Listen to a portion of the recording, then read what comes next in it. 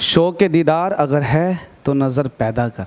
तो इस क्वेश्चन को सॉल्व करने के लिए आपको शो के दीदार अगर है तो नज़र पैदा कर, आपको अपनी ऐसी नज़रें पैदा करनी होंगी क्योंकि सामने आपका सॉल्यूशन है, आपको पता नहीं चल रहा होगा कि कैसे सोल्व करना।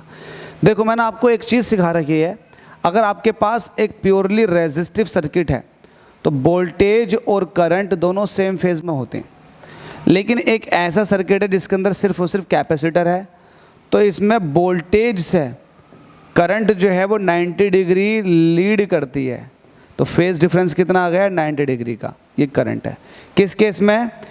कैपेसिटर केस में। अगर इंडक्टर की बात कर लूँ वहीं, तो इंडक्टर में अगर वोल्टेज ये है तो करंट जो है वो 90 डिग्री लैग करती है, करंट जो है 90 डिग्री फेज में लैग करती है अगर वोल्टेज ये है तो। क्लियर है ये बात? बस इन तीनों को आपने अच्छे समझ रखा तो ये क्वेश्चन आपका हो जाएगा। आपके पास में कह रहा है कि आपके पास एलसी सर्किट है, series LC circuit. Series LC circuit क्या होता है?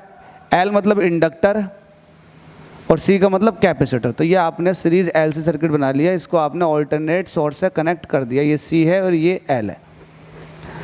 तो अब जरा मुझे इसके अंदर एक बात बताओ, लेट अस सपोज कि इसके अंदर करंट जो जा रही है वो आई जा रही है, तो करंट तो आपने ले ली आई, ये करंट के साथ अब मुझे बताओ जरा इंडक्टर के केस में, तो इंडक्टर में अगर आप देखोगे तो करंट के हिसाब से वोल्टेज 90 डिग्री लीड कर रहा है। देखो करंट के हिसाब से वोल्टेज 90 डिग्री लीड कर रहा है, आगे है करंट के हिसाब से, ठीक है। तो करंट के हिसाब से वोल्टेज 90 डिग्री क्या करेगा? जल्दी से बताओ, लीड करेगा। तो ये वोल्टेज है किसका? इंडक्टर का। तो इसको मैं कहूँगा VL। समझ गए? फेजर डायग्राम के अकॉर्डिंग बता रहा हूँ।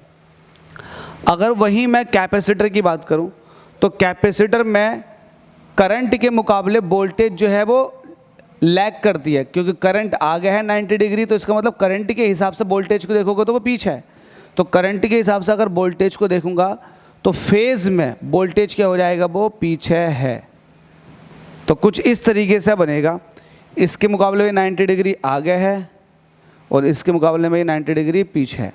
तो मुझे आपको बताना फेज डिफरेंस वोल्टेज में इंडक्टर के और कैपेसिटर के। तो मुझे बताओ इंडक्टर और कैपेसिटर के बीच में फेज डिफरेंस कितना हो गया?